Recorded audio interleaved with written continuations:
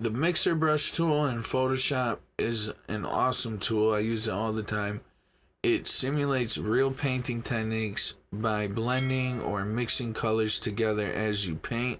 You can set how much paint the brush picks up from the canvas, varying paint wetness, and the rate that the paint dries out.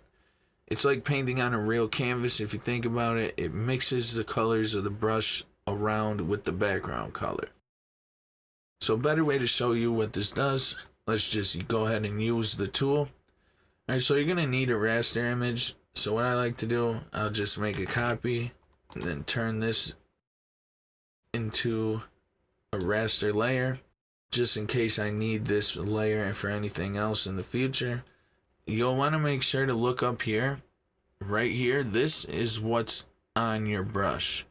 So if you see a little circle in here, like right now, see a circle and it's not the color that you want, you just click this and do clean brush.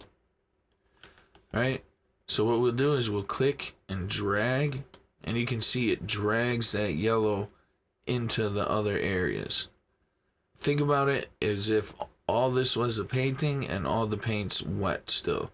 So if I clean my brush again and I start from over here and drag it this way, it's going to drag this color into this area. Now every time you click and drag, the colors mix together, and you can see here up at the top what your brush looks like. Think about your brush being dirty.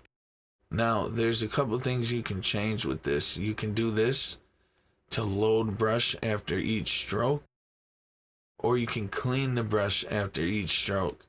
And that's the one that I like to use a lot, is clean brush after each stroke. So if I stroke this way, I'll bring the yellow and it'll keep bringing it, right? It never saves anything in your brush stroke. That's the way I like to use it. We'll just go over the top options real quick. First, obviously, you got your presets for that tool. Then you got your brush preset picker. I've went over this with all the other brushes. This here opens up your brush settings panel, and you can change any settings. Then this is the current brush load. When you click the drop down, you can load a brush, you can clean it, or you can load solid colors only.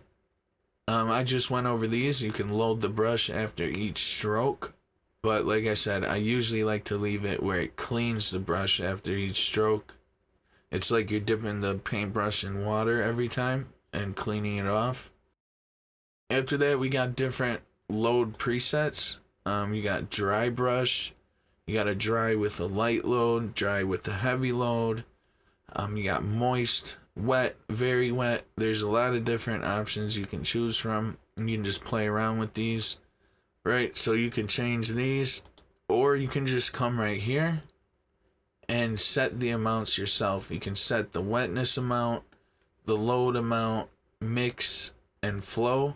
See what works best for your project. Then after that, we got enable airbrush style build effects. You can set the smoothing for each stroke. You can turn the smoothing all the way up if you want, and this is what it does. It's the same as the brush smoothing. Say you got a shaky hand, right? You can turn the smoothing up a little bit and have a nice clean stroke. I never use it at 100. If I use it, it's either 25 or 50%. After that, we got the smoothing options. You got to have some smoothing on to be able to use these. We got pulled string mode, stroke catch up on stroke end, and adjust for zoom. Then you got the brush angle, sample all layers. This means it picks up wet paint from every layer. So you got a composite with a bunch of layers. And then last but not least, we got pen pressure for size.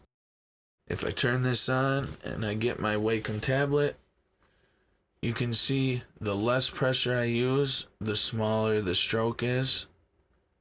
Right? If I press down harder, it's going to be a bigger stroke. That's all that does. So that's about it for the color mixer tool, guys. If you got any questions, make sure to put them in the comment section below. With all that, thanks for watching, and I'll catch you in the next one.